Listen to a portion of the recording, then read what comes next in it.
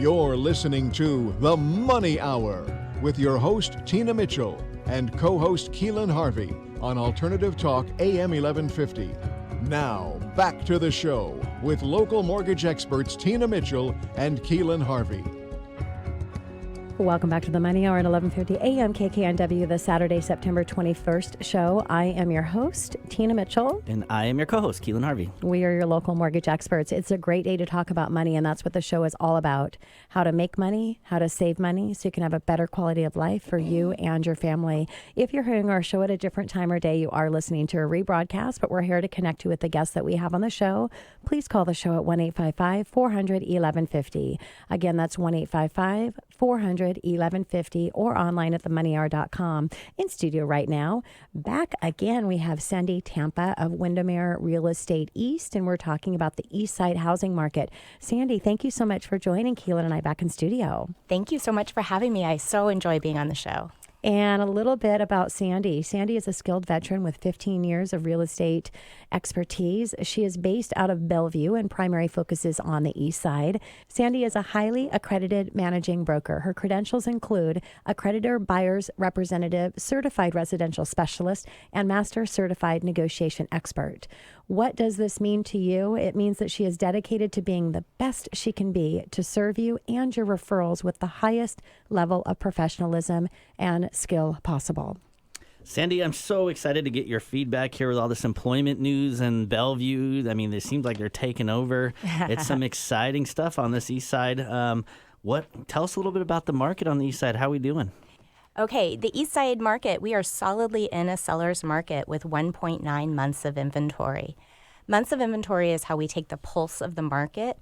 What it compares is the rate at which people are buying as compared to the inventory. And anything less than 3 months of inventory is a seller's market. So with 1.9, we're solidly there.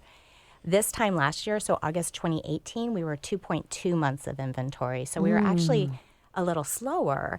And I like to equate it to driving miles per hour. So this last year, if we were going 60 miles an hour, this year we're going 70 miles an hour. So it's a little bit faster. Yeah. Then if we look at August 2017, back when the market was kind of what we think of with the market, just super fast pace, we had 0.9 months of inventory. Crazy. Wow. Which would be the equivalent of going 150 miles an hour. Yeah. Wow. So 70 is still fast. Yeah. So what's a balanced market? How many miles an hour would that be? I haven't done that math yet. Good question. Yeah. But a balanced market would be in that 3 to 6 months. Mm-hmm. Yeah.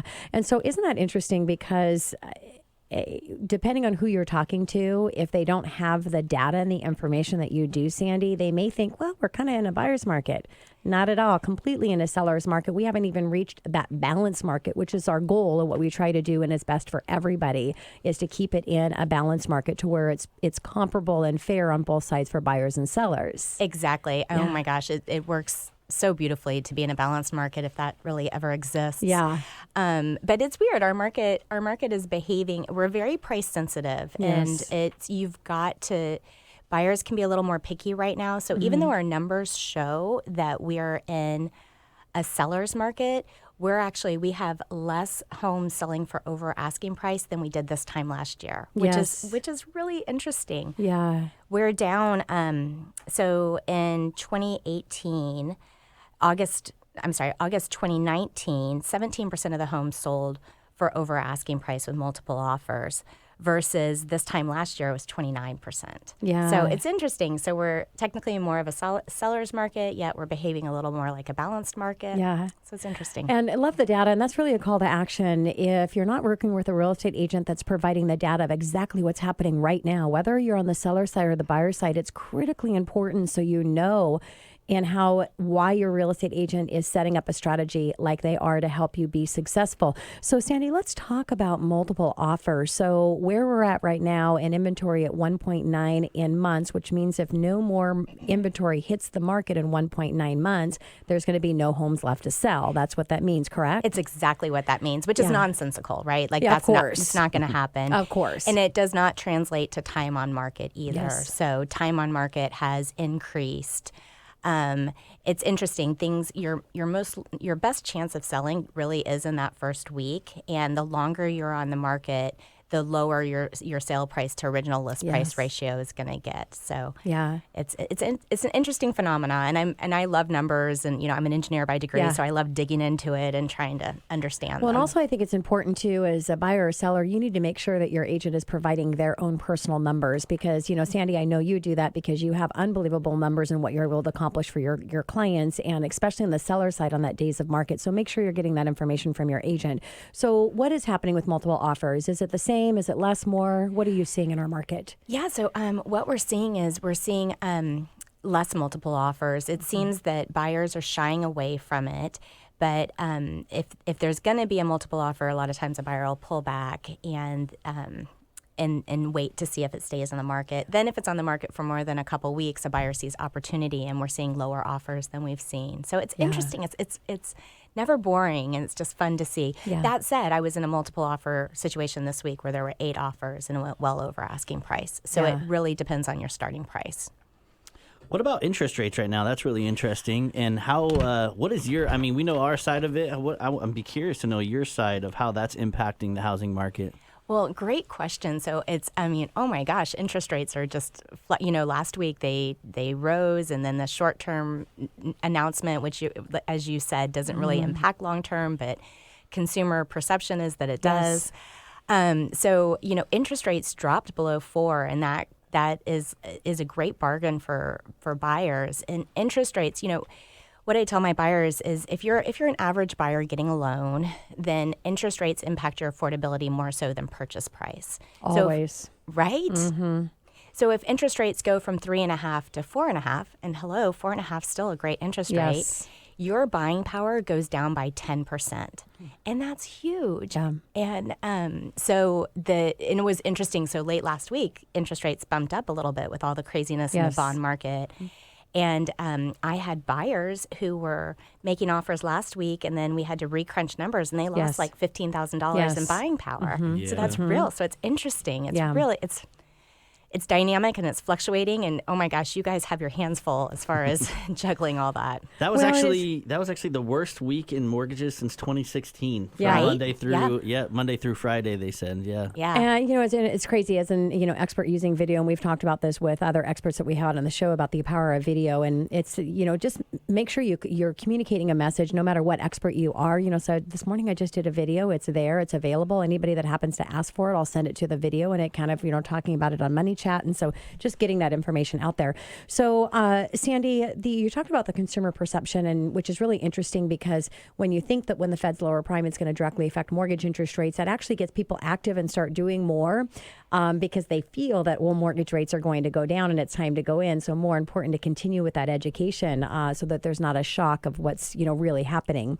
So Sandi, how do you think that the recession will impact the housing market? What is your crystal ball saying? Great question. So, there's a lot of questions about recession, and who knows? I mean, I think it's inevitable. I'm not an economist, but it's got to be inevitable that we have a recession, right? What comes up must go down.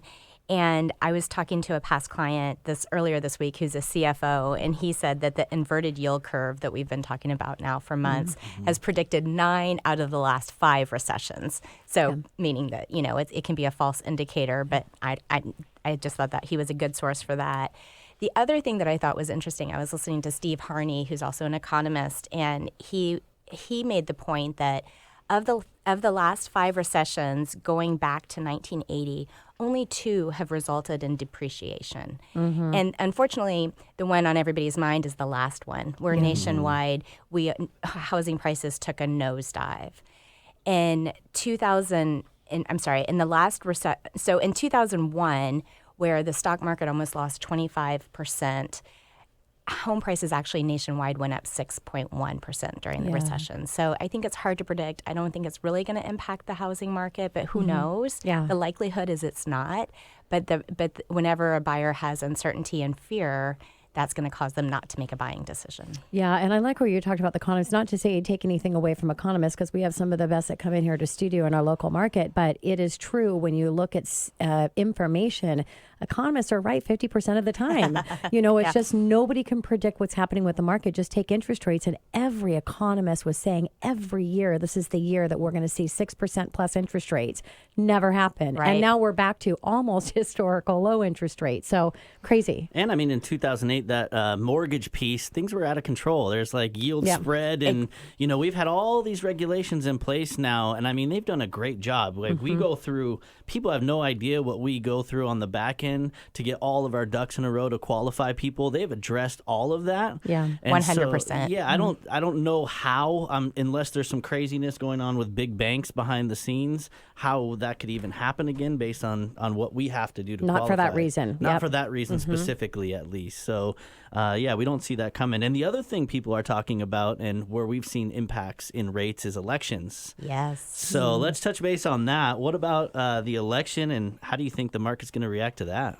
Well, unfortunately, the election's going to bring some more confusion because elections are typically won and lost on how the economy is doing, right? And so you're going to have one side talking about how it's the best economy they've ever seen and we're doing great, and then the other side saying it's the worst economy and things are terrible. And there's going to be truth on both sides. It's just going to be exaggerated and confusing. So what it is going to do is cause some more confusion.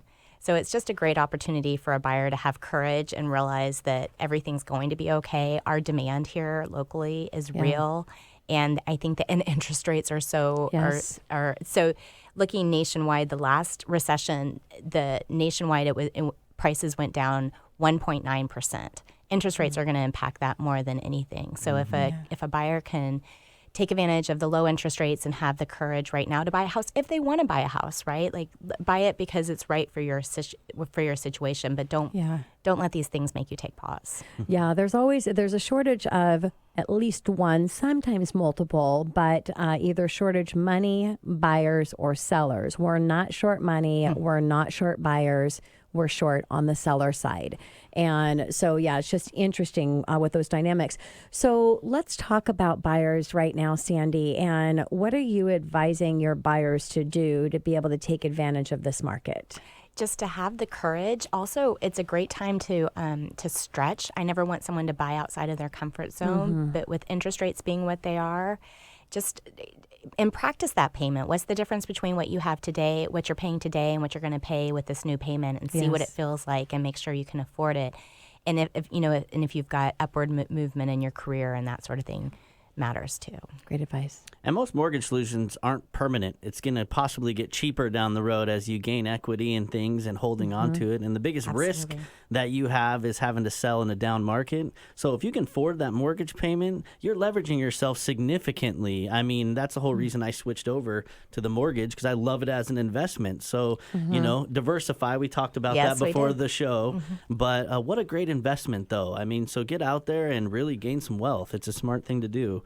I'm going to switch that question to the seller side. What do you think about the sellers right now? What should they be doing? Yeah, so what sellers really need to be doing is making sure they price their home right. Being aware that we are in a very price-sensitive market. We've always been in a price-sensitive market, but with the market not being what it was 2 years ago, we've got to price the property exactly right. You can't underprice and hope for multiple offers, but if you accidentally price a little high, you've got some backpedaling and recovery to do to get that price right and get that excitement again. Yeah, great advice, Sandi. Thank you so much for coming back and sharing your expertise to our listeners. Thanks for having me. And if you would like to connect one of the best agents in our local market, that would be Sandi. Call the show at 1-855-400-1150. Again, that's 1-855-400-1150. Or go online to moneyhour.com and we'll get you connected with her. Coming up next on the Money Hour, releasing grudges and finding forgiveness. Brenda Reese of Brenda Reese Coaching, LLC, right here on 1150 AM KKNW after the short break.